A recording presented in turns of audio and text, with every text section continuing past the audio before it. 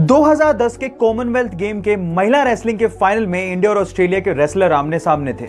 इसके पहले तक भारत में रेसलिंग को पुरुष प्रधान गेम माना जाता था, क्योंकि इसके पहले तक किसी भी महिला ने कॉमनवेल्थ जैसे गेम में कोई मेडल जीता तक नहीं था। लेकिन उस दिन के बाद यह सोच और भारत का इतिहास दोनों बदलने वाला था, क्योंकि हरियाणा जैसा स्टेट जहां पर महिलाओं को इतना रेसलिंग के लिए प्रमोट नहीं किया जाता, वहां से निकलकर उस लड़की ने ना सिर्फ फाइनल में जगह बनाई, बल्कि ऑस्ट्रेलिया की एमिली को 0-1-0-7 से एक तरफा मुकाबले में हराकर कॉमनवेल्थ के इतिहास में गोल्ड मेडल जीतने वाली पहली भारतीय महिला बनी।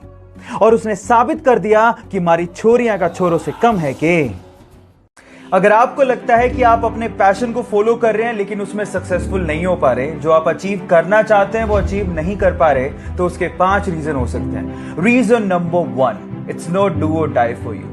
बहुत सारे ऐसे लोग हैं जो ऐसा सोचते हैं कि वो अपने पैशन को वीक में स्पेयर टाइम में 1 या 2 घंटा देख के कंप्लीट कर लेंगे, तो पॉसिबल नहीं है। इमेजिन कीजिए कि कोई आपकी कनपट्टी पे एक बंदूक रख दे और बोले कि आपको ये काम करना है, then what will you do?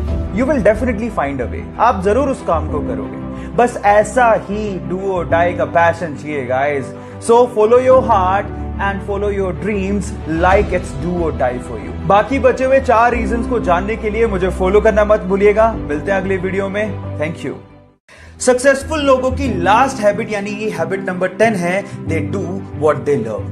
Guys, अगर आप पूरे दिन वो काम करते हैं जो आपको पसंद ही नहीं है, तो आप कभी सक्सेसफुल नहीं हो सकते। इस दुनिया में बहुत सारे ऐसे लोग हैं जो अपने पैशन को फॉलो ही नहीं करते। वो सिर्फ पैसों के लिए वो काम कर रहे होते हैं जो वो करना ही नहीं चाहते। So guys, follow your heart, find out your passion and convert your passion into profession.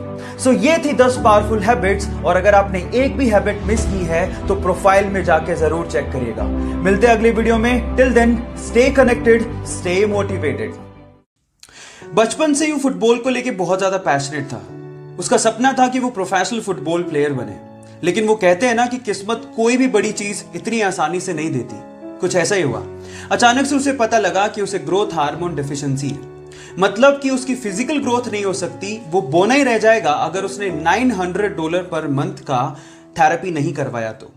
इतने बड़े एक्सपेंस को उसकी फैमिली अनफॉर्चुनेटली बियर नहीं कर सकती थी। जिस क्लब के लिए वो खेलता था, उसने भी इस मेडिकल एक्सपेंस को बियर करने के लिए मना कर दिया। जिस भी क्लब में वो अप्लाई करने जाता था, वहां पर उसके मेडिकल कंडीशंस, उसकी फिजिकल कंडीशंस को देख के उसे मना कर देते थे, उसे रिजेक्ट कर देते थे।